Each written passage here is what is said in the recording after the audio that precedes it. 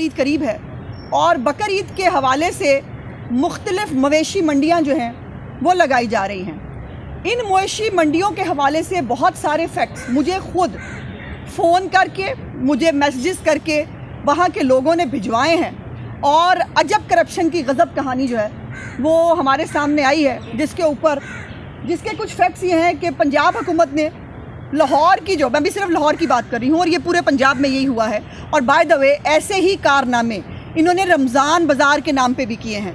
वो फैक्ट्स भी अभी थोड़े प्रीमेच्योर है, मैं इसलिए उस पर बात नहीं कर रही, लेकिन इसके हवाले से बहुत सारे फैक्ट्स मेरे पास मौजूद हैं। और मुझे याद आया, मुझे 24 जून को जो है वो नोटिस आया था, मुझे 14 दिन का टाइम दिया गया था, बुज़दार साहब वो टाइम पूरा हो गया, तो आप मुझे अदालत नहीं लेके गए। अभी तक मैं इंतज़ार कर रही हूँ, बराए मेहरबानी मुझे अदालत ज़रूर ले जाएं ताकि आपके बारे में जो फैक्ट्स हैं मैं अदालत के सामने पेश कर सकूँ, और ये नया कारनामा जो आपका है मवेशी मंडियों के हवाले से वो भी मैं सामने ला सकूँ। इन्होंने लाहौर की मवेशी मंडियों के लिए जानवरों की एंट्री और पार्किंग का ठेका जो है वो देने का अखबार में इश्तिहार दिया, सिर्फ जानवरों की एंट्री और पार्किंग का।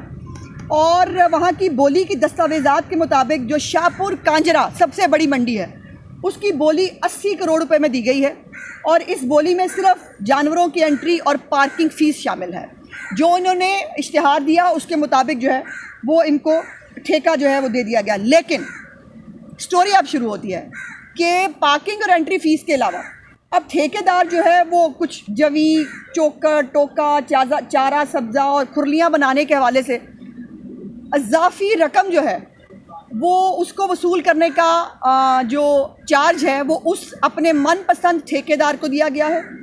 और इन जो 4-5 चीज़ें हैं इनसे 80 से 90 मिलियन जो है वो कमा रहा है, और वो कमा के किसको दे रहा है, वो कहाँ जा रहा है, यकीनन ये देखने की और समझने की बात है। मैं नहीं समझती कि इसमें कोई जो है वो आपको प्रॉब्लम हो सकती है।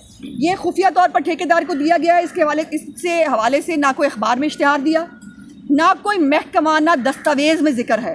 ये जो पैसे और चीज़ें वहाँ वसूल की जा रही हैं इसका कोई ज़िक्र किसी दस्तावेज़ में नहीं है, और बोली वाले दिन भी जो है वो इसके बारे में किसी को नहीं बताया गया। इसके अलावा ठेकेदार को जो कोई पराली टैक्स होता है जी वो भी वसूल करने का इख्तियार दे दिया गया है, और इससे भी ठेकेदार जो है वो 10 करोड़ रुपए जो है वो कमा रहा है।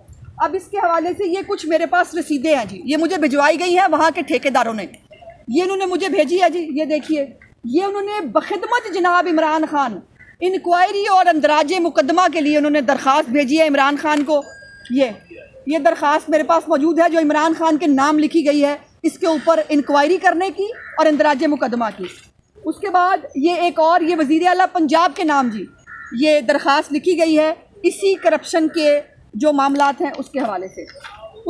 ये जो है ये जनरल सेक्रेटरी है cattle trader association Punjab Lahore, उन्होंने भी ये दरख्वास्त बराए कानूनी कार्रवाई और कराए जाने फौजदारी मुकदमा थाना चूंग लाहौर में जो है वो ठेकेदारान के ख़िलाफ़ शाहपुर कांजरा ये उन्होंने जो है दरख्वास्त दी है कि इसके ऊपर फौजदारी मुकदमा जो है वो कायम किया जाए।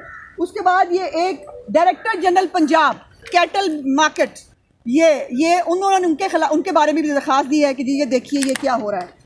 तो ये है वो हक़ाइक़ जिसके अंदर जो मैं कहती हूँ और जिसके ऊपर मैं आज भी कायम हूँ कि पंजाब के अंदर इस वक्त करप्शन का बाज़ार गर्म है।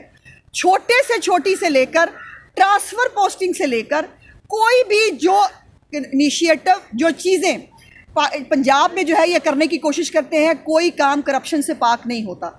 ये बहुत छोटी बात है। मुझे ये बताइए कि क्या इससे पहले जो है मवेशी मंडियाँ कभी नहीं लगी, या मवेशी मंडियों के अंदर जो है वो बोली कभी नहीं दी गई या ठेके नहीं दिए गए इनके हर मामले के अंदर। और कल by the way Hamad Azhar साहब के मुबैना कोई कोऑर्डिनेटर हैं, उनका मैंने एक जो है उनके बारे में भी एक लेटर DCO को लिखा गया है वहाँ के वासा के ठेकेदारों ने, और उन्होंने कहा है कि ये हमें डराते धमकाते हैं, अपने मनपसंद लोगों को ठेके दिलवाते हैं।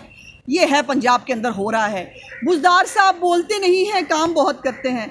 मैं रोना ये है कि वो बोलते भी नहीं है, काम भी नहीं करते हैं, पर खाते बहुत हैं, और खा खा के उनका पेट नहीं भरता। मैं मानने के लिए तैयार नहीं हूँ कि ये सब जो हो रहा है ये यहाँ के मुतल्लका सूबाई वज़ीर और जो वज़ीर आला पंजाब है उसकी मर्ज़ी के बगैर हो रहा है, या उनके नॉलेज में नहीं है। और अगर नॉलेज में नहीं है तो नालायकों बैठे हुए क्यों हो? तुम्हारे नाक के नीचे इतना कुछ होता है, तुम लोगों को पता नहीं चलता। ये तमाम वो चीज़ें हैं, इसके ऊपर बाकायदा ये लिख के दिया है लोगों ने कि इसके ऊपर फौजदारी मुकदमा कायम किया जाए। तो मैं इंतज़ार करूँगी कि इसके ऊपर जो मदीना की रियासत का वाली है वो क्या एक्शन लेता है। उसको भी लिखा गया है, एक एप्लीकेशन उसके नाम भी भिजवाई गई है।